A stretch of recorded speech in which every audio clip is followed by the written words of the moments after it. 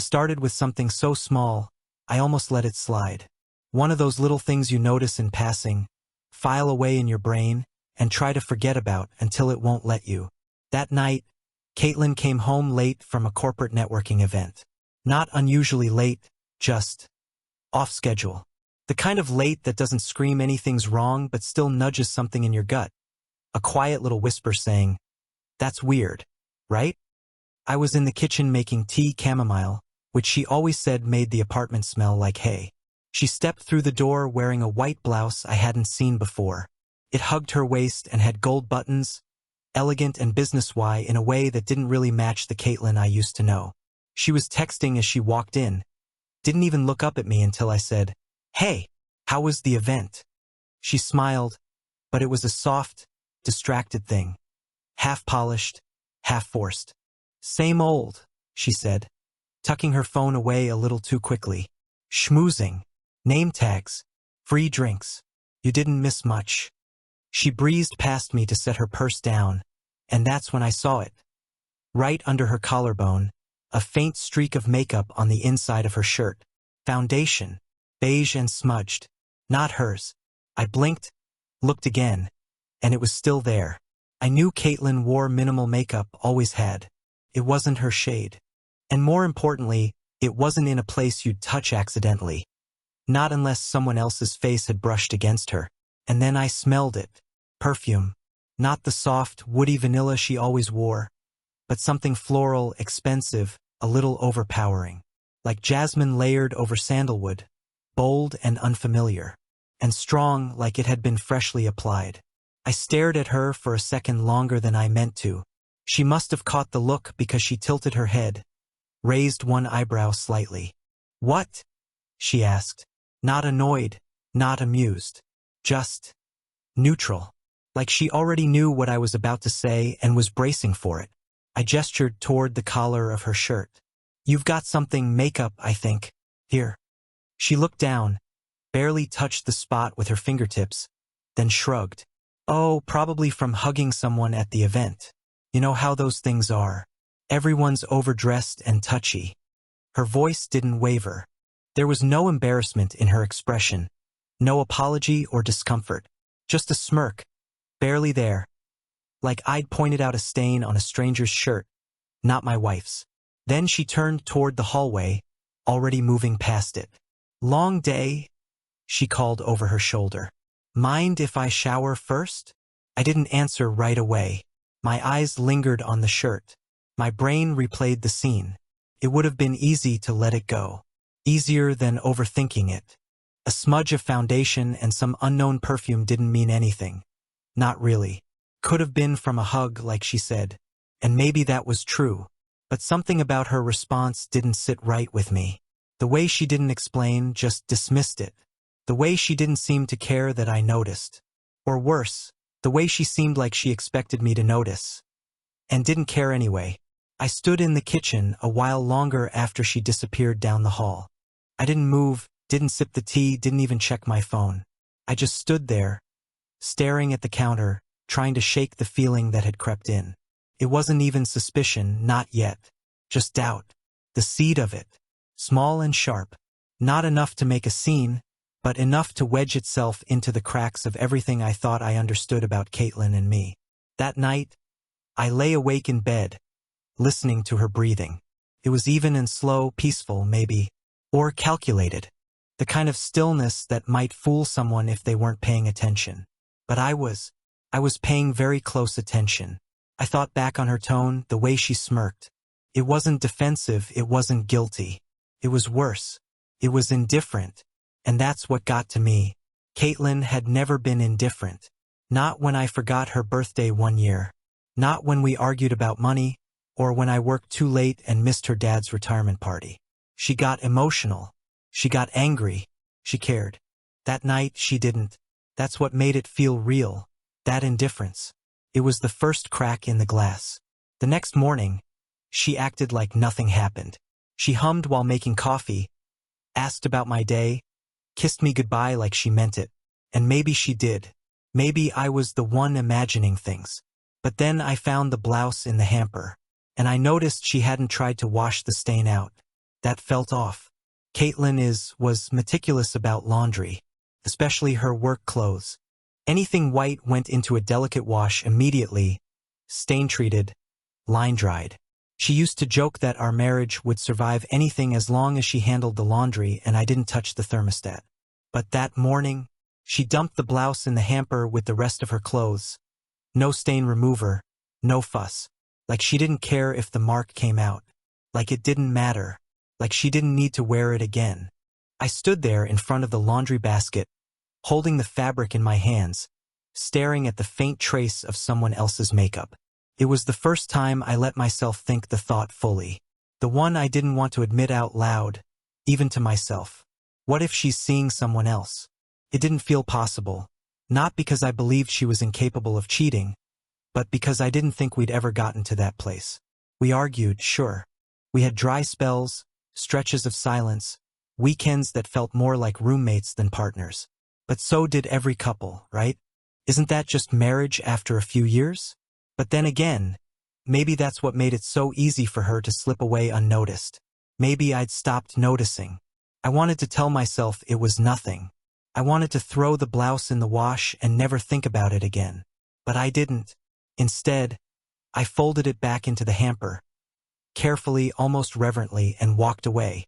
For the rest of that week, I watched her. Not obsessively, just closely. She kept her phone face down. That was new. She started going to bed later, said she was reading. But I never saw the book. And the perfume? I caught that same scent twice more, once on her scarf, once on a blazer. It lingered faintly, like a ghost. I told myself it didn't mean anything. Maybe she changed perfumes. Maybe she hugged someone again. Maybe she was just tired, distant, busy. But that doubt, once it's in you, it doesn't go away. It just finds new places to grow. And late one night, sitting alone in the living room, I realized something. I wasn't scared of being cheated on. I was scared that she already had, and I had let it happen. Once I noticed the first detail, the rest came faster than I expected. Like pulling on a loose thread and watching the whole sweater come undone. I kept telling myself not to jump to conclusions. People grow. They change. A different scent or a late night at the office doesn't equal betrayal. That's what I told myself. But then I started seeing the gaps. Small ones at first. In stories. In routines. In her. Like how she suddenly had working dinners twice a week. Caitlin had never been much of a schmoozer.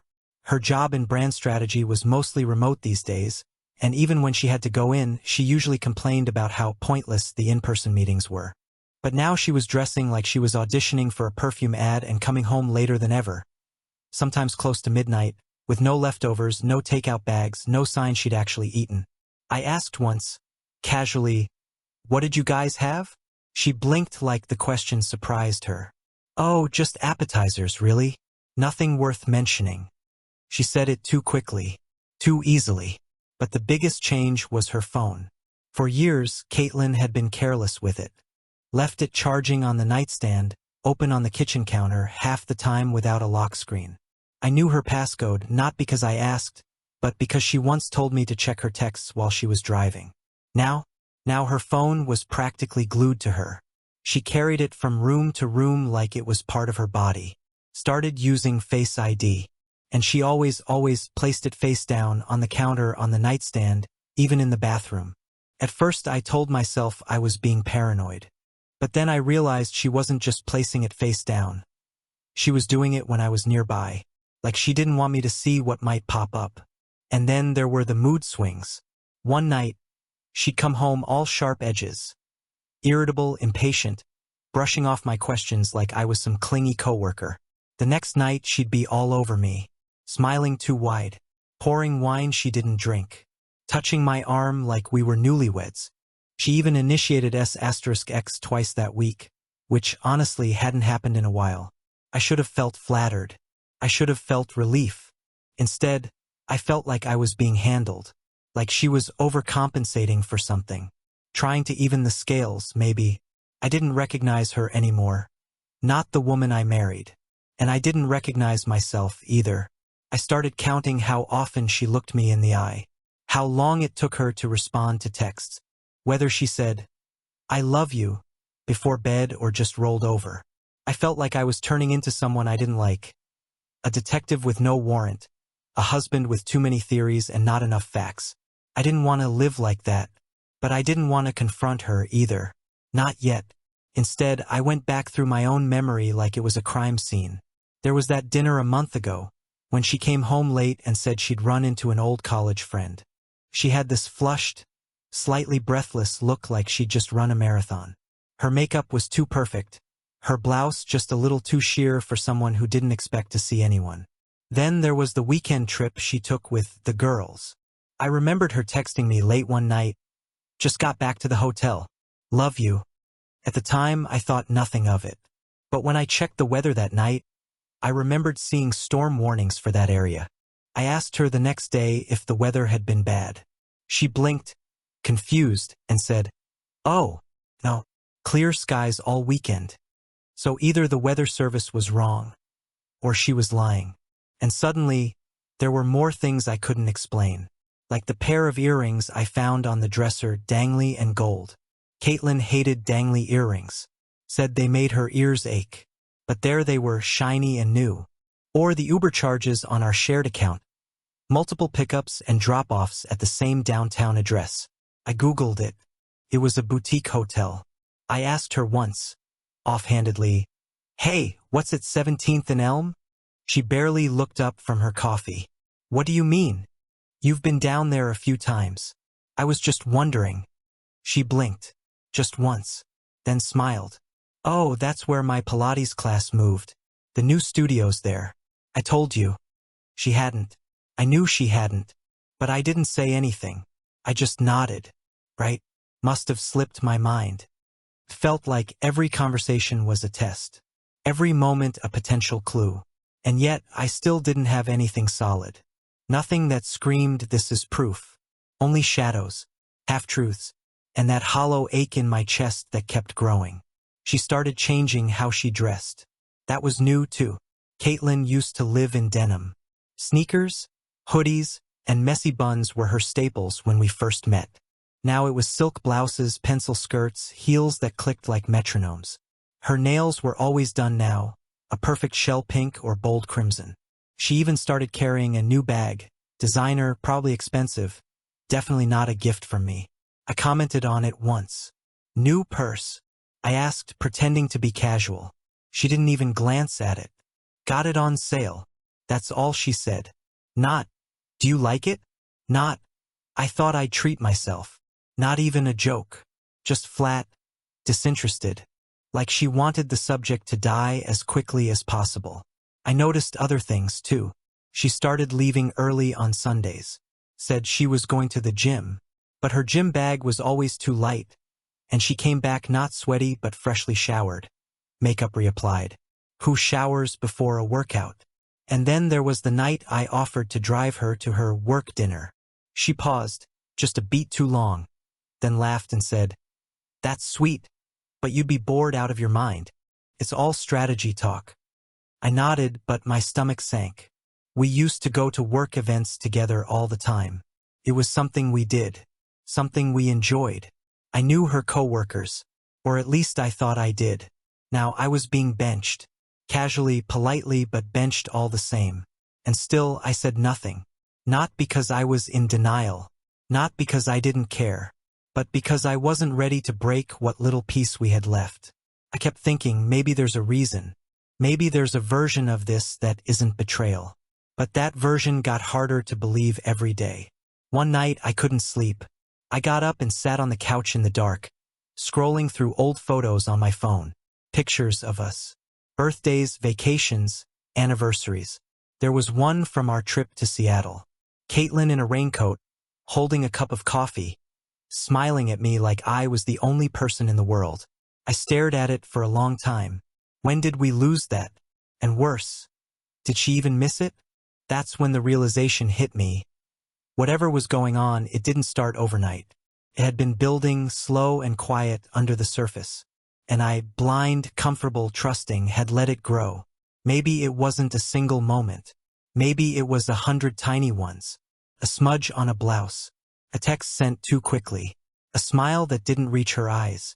All I knew was this. Something had shifted, and I couldn't unsee it anymore. The confirmation came on a random Tuesday, the kind of day that should have slipped by without consequence. I was working from home, half listening to a conference call while organizing some receipts for our taxes.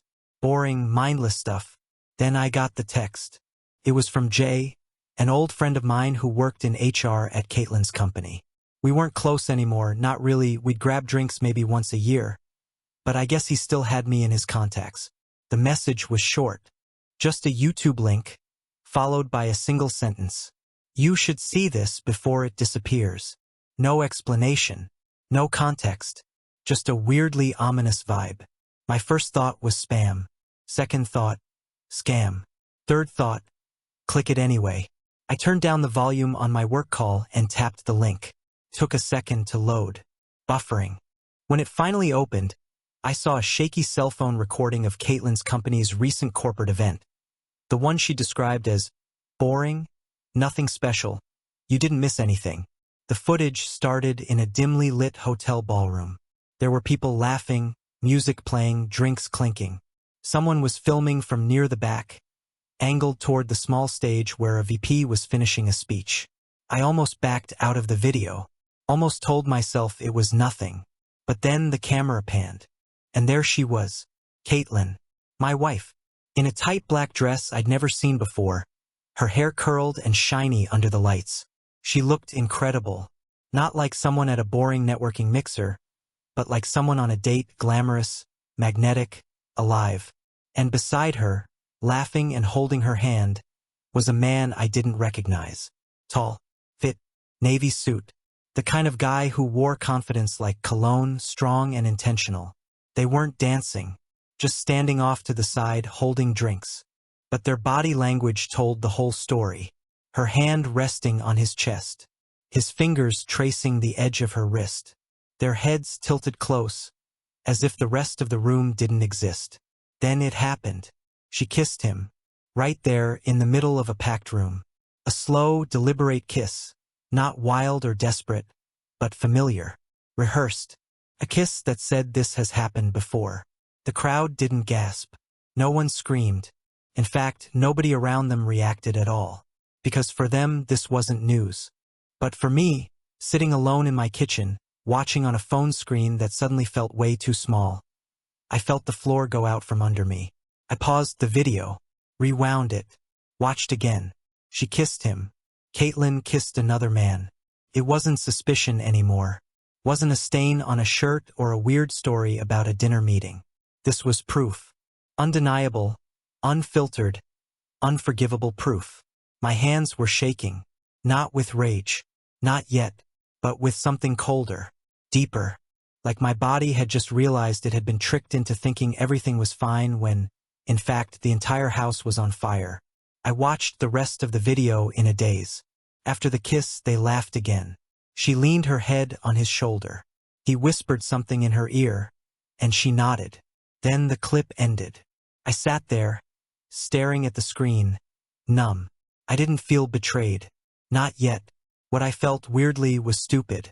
Stupid for ignoring the signs. Stupid for believing her stories. Stupid for wanting to believe them. For months I'd been gaslighting myself, second-guessing every instinct because I didn't want to be that guy, the paranoid husband, the jealous one, the guy who snoops and accuses and makes scenes. But here I was. And the only person who'd made a scene was her. At a corporate event. In front of colleagues. In front of a camera. She didn't just cheat. She didn't even hide it. I looked at the timestamp on the video. It had been posted 3 days ago. 3 days, and she hadn't said a word. That night, I didn't confront her. I didn't call, didn't text, didn't even wait for her to come home. I just sat in our dark apartment, staring at the video on loop, watching her kiss him over and over like some kind of slow-motion car crash. When she walked through the door around 10:30, I had already poured a second glass of whiskey. She looked surprised to see me still up. "Hey," she said, toeing off her heels. "Didn't think you'd wait up." I didn't answer. She came into the living room, her purse still on her shoulder, and gave me that half smile I'd once fallen in love with. "Long day," she said, stretching. Yours okay? Still, I didn't say anything. She furrowed her brow. Everything all right? I looked at her. Really looked at her. Her hair was pulled back. Her blouse slightly wrinkled. A faint smear of lipstick on her coffee cup. She looked so normal. So Caitlin. Like nothing was wrong. I picked up my phone. Hit play. She didn't move at first. Just stood there as the audio filled the room. Faint laughter. Clinking glasses. Music. Then the camera panned. And she saw it. Her face paled instantly. Her body went stiff. The moment the kiss played, she looked down. Where did you get that? She whispered. I took a sip of my drink. Does it matter? Silence. She sat down slowly, like her knees might give out. Her hands were trembling. It's not what it looks like, she said quietly. I let out a short, humorless laugh. Come on, Caitlin. Don't insult both of us. She didn't argue, didn't try to defend it, just sat there. Who is he? I asked. She hesitated. Then, a consultant. He's someone I met at a strategy retreat back in April. April. So it had been months. Does he have a name? I asked. Jason. Of course it was Jason. The strong, easy name. A name that belonged in hotel bars and whispered office gossip. How long? I asked. Caitlin closed her eyes. A few months. Not a few weeks. Not one time. Not a mistake. A few months. She opened her mouth to say something else, but I stood up before she could. I'm going to bed, I said. She looked up at me, eyes wide. Dan, wait, please. I can explain. No, I said, my voice steady. No, you can't. Not tonight. Not now. I walked down the hall and closed the bedroom door behind me. Locked it. She knocked once. Then again. I didn't answer. Eventually, the house went quiet. I lay there for hours, staring at the ceiling. Not thinking about the kiss or the guy in the navy suit, but about the life we'd built. The tiny things. The Tuesday night dinners. The way she used to leave sticky notes on the fridge. The vacations we never took. The promises we didn't keep. What broke me wasn't the betrayal. It was realizing she'd already moved on long before I caught up. She wasn't crying. She wasn't begging. She wasn't even angry that I knew. She just looked tired. Like someone who had been living two lives and was exhausted by the weight of both. The next morning, I made coffee like I always did. Poured 2 mugs. Put hers on the counter like nothing had changed. When she walked into the kitchen, she paused. Thanks, she said softly. I nodded. No shouting. No screaming. No dramatic confrontations. Because I already knew. The silence hurt more. There's this myth that when someone cheats on you, you're supposed to explode. Scream, throw things, demand answers, demand pain. That's what movies teach us, right? That rage equals love. That fury means passion. That if you don't burn the place down, you must not care enough. But the morning after I watched my wife kiss another man, I didn't feel fire. I felt ice. Cold. Quiet. Controlled. I don't know where that came from. Maybe survival, maybe shock. But the moment I realized she had actually done it, had gone from suspicion to reality, something in me just snapped into focus. I didn't want to fight. I wanted clarity. I wanted control, not over her, but over myself. So I didn't confront her with screams. I didn't throw my wedding ring across the room. I didn't demand to know how many times or what hotel rooms or what excuses she used when she walked out our door to be with him. Instead, I got up, made coffee, washed the dishes, let her sit across from me in silence. And I could feel it. That bothered her more than anything. She kept looking at me, like she was waiting for the explosion, like she was bracing for impact. When it didn't come, she tried to steer into normal. She cleared her throat and said, Dan, I know you're hurting, but we need to talk. I nodded once, slow. Not yet. She blinked. Not yet. I set my mug down. I don't want whatever version of the story you've rehearsed. When I'm ready to hear the real one, I'll ask. Her jaw tightened. I'm not rehearsing anything, she said. I raised my eyebrows slightly. Okay. She hated that. The calm. the restraint. It threw her off balance. I watched her pick at her thumbnail like she used to do during performance reviews. Dan, please don't shut me out. That's not fair. Is that what this is about now? I asked, keeping my tone even. Fairness. She looked down. I'm not trying to make excuses. I never meant for it to go this far. That was the first honest thing she'd said in weeks. I stood, poured the rest of my coffee down the sink. I believe you. Her eyes **t up. You do. Yeah, I said. I think you meant for it to stay in the shadows. Something you could compartmentalize. Cheat clean. Control the damage. She swallowed. Said nothing. You lost control, I added. She nodded slowly, eyes rimmed red. But the tears didn't fall. Not yet. And then I walked out. Not angrily. Just done. That day, I went about my life like I wasn't standing in the middle of a crumbling house. Took calls. Responded to emails. Went to the grocery store.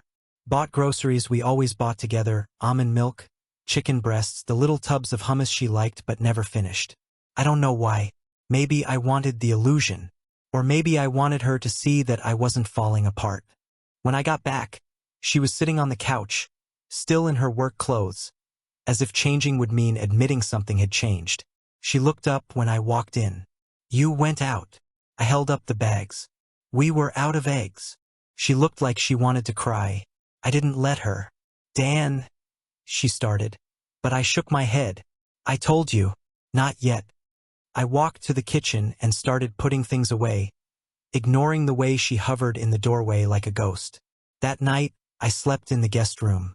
Not out of drama. Not to make a statement. Just because I couldn't lie next to her without feeling like I was sharing a bed with a stranger. She didn't knock. Didn't text.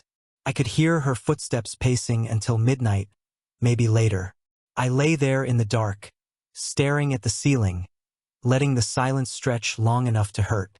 And it did hurt. God, it did. Not just the cheating, but everything that came before it. The erosion, the choices, the fact that I hadn't seen it sooner, or worse, that I had and ignored it. I kept thinking back to when we first moved into this apartment. How we'd painted the walls together, mismatched furniture, and laughed about it. The way she used to leave post-it notes on the bathroom mirror that said things like, K**L you're meeting today. Or, let's get tacos tonight. Those stopped around the same time she started staying late at work. But I hadn't asked why. I just told myself it was life. Routine. Marriage. I thought loving someone meant trusting them to protect what you built together. I didn't realize it also meant paying attention when they stopped. The next morning, she tried again. She made pancakes. My favorite. I found her in the kitchen. Sleeves rolled up, hair tied back, like nothing had happened. Hey, she said quietly. I thought maybe we could have breakfast. Talk if you're ready. I looked at the stack of pancakes. Golden, fluffy, a little burnt on the edges, just the way I liked them. Then I looked at her. I didn't recognize the expression on her face. Was it guilt, regret, or just fear that I was slipping out of her control? I'm not hungry, I said and walked out. I could feel her deflate behind me, like she'd been holding her breath since the moment I hit play on that video. And now she couldn't catch it again. Good. Let her feel what silence sounds like. Let her understand what it means when someone stops reacting. Because the truth is, shouting would have given her an out. Let her make it about my temper, my pride, my hurt ego. But calm made her sit in what she'd done. Later that afternoon, I checked the calendar and saw a corporate function coming up. An open event. +1s invited. Caitlin had RSVP'd months ago, and I remembered the invitation sitting on our fridge for weeks before it disappeared. I didn't bring it up. Not immediately. But the next day, while she was folding laundry on the couch, something she hadn't done in months, I said, "You still going to that event next weekend?" She looked up, wary. I wasn't sure. I figured maybe not. "You should go," I said. She blinked. "You think so?" I nodded. "I'll be going too." She froze. "You will?" "Sure," I said, casually flipping through the mail. It's good to be social. She was silent for a few seconds, then nodded. Okay. She didn't ask if I'd be going with her, and I didn't offer. That week, I reached out to Marissa. She and I used to work together. Nothing ever happened, but there had always been this soft, unspoken energy between us. The kind that flickers quietly but never crosses a line. We grabbed coffee once after she left the company. She was smart, funny, insightful in a way Caitlin used to be before every conversation became about her job, her image, her next step. When I texted her, she didn't hesitate. Dan, would you consider going to a corporate event with me next weekend? Marissa, as your date. Dan, as my date. Marissa, you buying drinks? Dan, top shelf. Marissa, then I'm in. I told her everything. Not just the cheating but the unraveling. She listened, didn't interrupt, didn't pity me. She just nodded and said, you know, sometimes silence says more than vengeance. And I realized I wasn't the only one who understood the power of not reacting. The night of the event, I wore the navy suit Caitlin had picked out for our anniversary dinner 2 years ago. Marissa showed up looking like a magazine cover. Sleek black dress, heels, hair curled. She looked incredible. And more importantly, she looked mine. When we arrived, the room went quiet. People stared. Whispers started immediately. Caitlin was across the room, standing beside a group of junior managers. When she saw us, her entire expression changed. She wasn't angry. She wasn't smug. She was stunned. Like she never imagined I'd show up not just whole, but better. Her new boyfriend, Jason, was there too. He had his arm draped around the back of her chair like he'd claimed her. But the moment he saw us walk in, saw Marissa's hand tucked casually into the crook of my arm, he sat up straighter. Caitlin's eyes followed me the whole night, and for once I didn't look away. I laughed at jokes, made small talk with her bosses, talked to people she never introduced me to before. I wasn't petty. I was present, and that did more damage than any fight ever could. At one point, Caitlin pulled me aside near the bar. Dan, she said, voice low, urgent. What? What are you doing? I looked at her. No more pretending, I said. No more playing along like I don't see what's happening. She blinked. So she's... What? Revenge? I smiled. No. She's the reminder that I'm not stuck. Caitlin stared at me like she'd never seen me before. Maybe she hadn't. Maybe I hadn't either. There's a moment, right after a lie crumbles, when the silence isn't just quiet. It's crushing. That was the silence between me and Caitlin as I turned away from her at the bar and walked back to Marissa, who stood sipping white wine like she had all the time in the world. She didn't ask what Caitlin said. She didn't need to. The look in Caitlin's eyes had told her everything. What surprised me wasn't Caitlin's jealousy. It was how obvious it was. For someone who used to be so composed, so perfectly in control, she looked like someone on the verge of panic. Her eyes darted across the room, checking who was watching. Her shoulders were stiff. Her smile, when it returned, was brittle and mechanical. And Jason, he was trying hard not to look confused, but even he could feel the air shifting. The attention, the center of the room energy Caitlin always carried, wasn't on her anymore. It was on me. Or more precisely, on me and Marissa. People whispered. I heard my name a few times as we passed by, voices half lowered, curiosity barely disguised. These were Caitlin's colleagues, her little empire, the same people who once called me Dan the Quiet Husband, and forgot my name at the holiday party. They remembered it now. Funny how fast people recalibrate when the narrative flips. Marissa played her part perfectly. Not fake, not over the top, just effortless. She smiled warmly, laughed in the right moments, kept one hand resting lightly on my arm. It was exactly what I needed, not a performance, but presence. Real, grounded, calm. Everything I hadn't had with Caitlin in months. At one point, one of Caitlin's coworkers, a guy I barely remembered, approached me while Marissa stepped away to take a call. Dan, hey, he said, shifting awkwardly. Didn't know you were coming tonight. Change of plans, I replied. He nodded slowly. You Look good. And Marissa, wow. I gave a small smile. She's great. He hesitated. Caitlin didn't say you two were, you know? She didn't know, I said plainly. He nodded again, clearly uncomfortable, then muttered something about the shrimp skewers and vanished.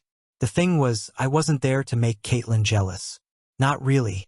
I didn't want to hurt her just to even the score. I wanted her to feel what I'd felt for months. Replaced. Overlooked. Forgotten. The night wore on. Music played.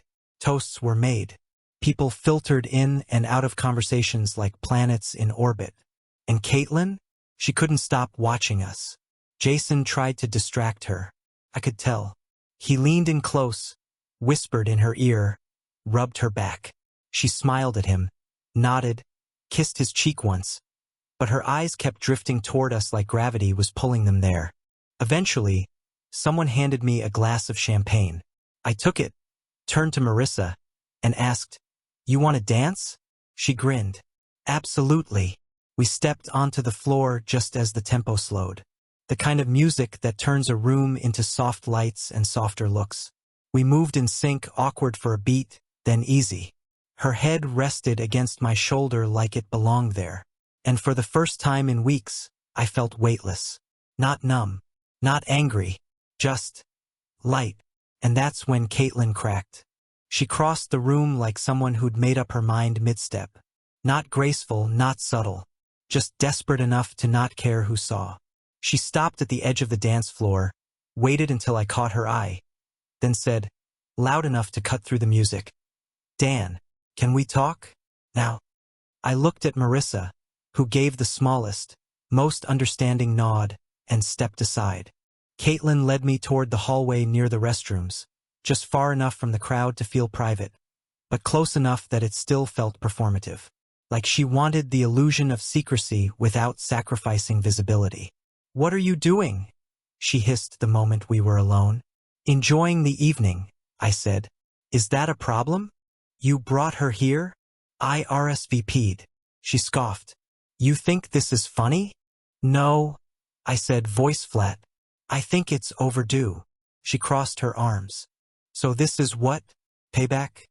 "I'm not playing your game, Caitlin," I said. "I'm just showing up. Something you stopped doing a long time ago." She looked away, biting the inside of her cheek like she was fighting the urge to scream. "You don't get to rewrite this," she snapped. "You don't get to make me the villain." "You made yourself the villain," I said.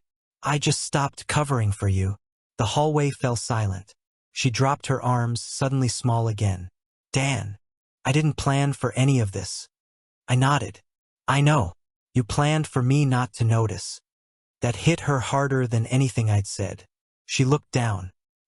"He doesn't mean anything. Then why risk everything for him?" She didn't answer. Not right away. Finally, she whispered, "Because I didn't think you'd fight for me." That line, it caught me off guard. Because once, a long time ago, I probably would've. I would've begged, apologized, convinced myself her unhappiness was my fault. I would have turned myself inside out to make it right. But now, I looked her in the eye and said, "You're right. I'm not fighting for you. I'm fighting for me." Tears filled her eyes. "I made a mistake," she said. "No," I replied. "A mistake is a slip. This was a decision. Over and over again." She reached for my hand. I stepped back. "Don't," I said.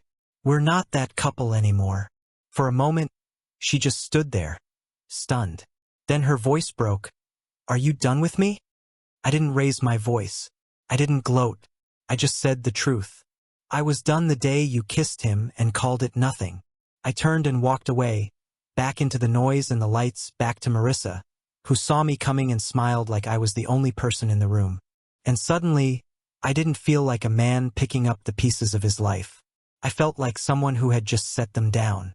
Caitlin didn't leave the event early, but she didn't stay much longer either. I saw her slipping out the side entrance, alone. Jason didn't follow. Marissa and I left an hour later. We didn't talk about Caitlin. Didn't need to. We just walked in the night air. A quiet space between us filled not with tension, but relief. You okay? She asked finally. I nodded. For the first time in a while. She smiled. Good. We reached my car. She leaned against the passenger door, arms folded. You know, she said, I don't usually do this kind of thing. Show up with broken men? I teased. She laughed. No. Get pulled into old dramas. But I'm glad I did tonight. Me too. A pause. Then she looked at me, more serious now. What happens next? I leaned back against the car beside her. I'm not sure, I said. But I know it won't involve pretending. She nodded. Sounds like a good start. Caitlin showed up at my door 2 days later. No makeup, eyes red. Can we talk? She asked. I let her in but didn't offer comfort. She said she felt invisible, like I stopped seeing her. I thought of the years I supported her dreams, paid the bills, stayed faithful. You weren't invisible, I said. You just stopped looking back. She looked hollow, like she realized too late what she'd thrown away. For what? Even she couldn't explain. At the next company party, I took the mic calm, steady. To the woman in the sparkling dress, I said, nodding toward Caitlin. Thank you for teaching me that love isn't just about loyalty. It's about respect. Murmurs filled the room. Jason stepped back, leaving her alone in a sea of silence. I left with Marissa, head high. For once, Caitlin wasn't the center of attention, just a reminder of what I'd survived. I wasn't her shadow anymore. I was free.